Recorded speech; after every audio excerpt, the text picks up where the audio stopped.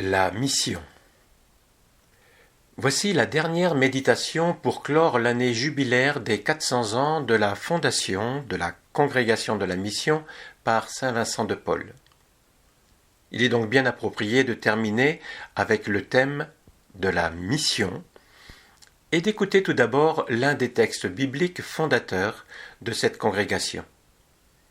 C'est en Luc 4, 16, 21. Jésus vint à Nazareth où il avait été élevé. Selon son habitude, il entra dans la synagogue le jour du sabbat, et il se leva pour faire la lecture. On lui remit le livre du prophète Isaïe. Il ouvrit le livre et trouva le passage où il est écrit « L'Esprit du Seigneur est sur moi, parce que le Seigneur m'a consacré par l'onction. Il m'a envoyé porter la bonne nouvelle aux pauvres, annoncer aux captifs leur libération et aux aveugles qu'ils retrouveront la vue, remettre en liberté les opprimés, annoncer une année favorable accordée par le Seigneur. » Jésus referma le livre, le rendit aux servants et s'assit. Tous dans la synagogue avaient les yeux fixés sur lui. Alors il se mit à leur dire « Aujourd'hui s'accomplit ce passage de l'Écriture que vous venez d'entendre. »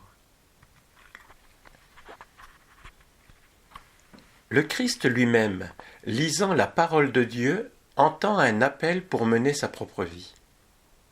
À partir de cet extrait d'Isaïe, il va conduire sa vie pour mener à bien le dessein de Dieu. Depuis 2 millénaires, des hommes et des femmes se sont levés pour mettre en acte ce qu'ils ont entendu comme appel de Dieu pour leur vie. Voici un extrait du contrat signé par les deux Gondis avec saint Vincent pour concrétiser l'appel entendu de Dieu. Ils se sont réunis et forment ensemble la société connue sous le nom de prêtres de la mission ou de missionnaires, pour s'appliquer entièrement, sous la direction dudit Vincent de Paul, au salut des gens de la campagne, allant de bourg en bourg, de village en village, prêchant, exhortant, enseignant, et en public et en particulier, les mystères de la foi nécessaires au salut, que la plupart ignorent complètement, disposant les fidèles à faire une confession générale de toute la vie, les entendant au tribunal de la pénitence, convertissant les hérétiques, mettant fin au procès, apaisant les haines, les discordes et les inimitiés, établissant la confrérie de la charité où elle est nécessaire, pour le bien corporel et spirituel des pauvres malades. Les buts de cette congrégation peuvent nous interpeller personnellement.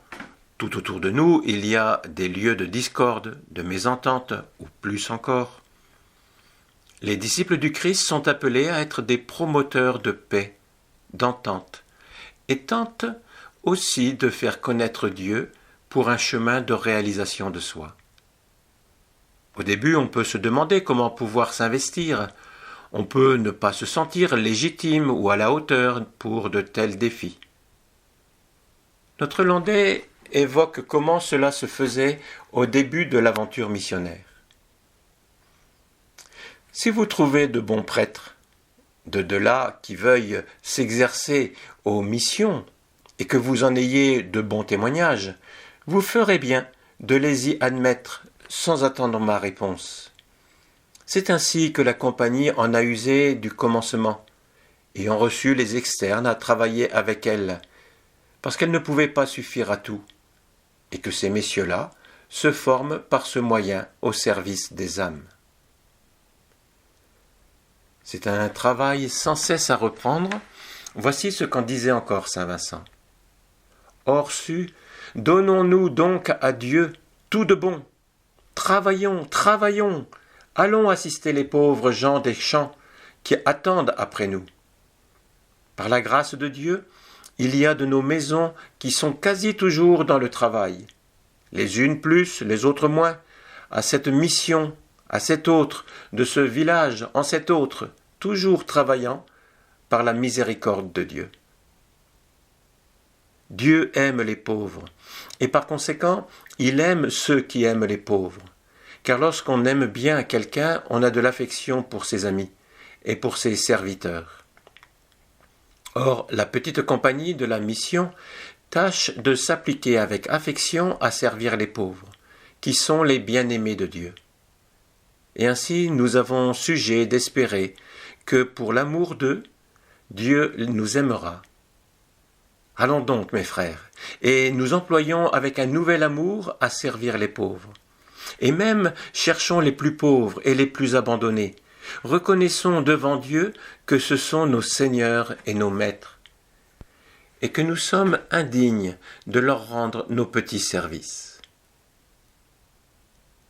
Seigneur, répondant à tes appels, nous apprenons à découvrir notre propre chemin et à tendre vers le meilleur de nous-mêmes pour le bien de tous.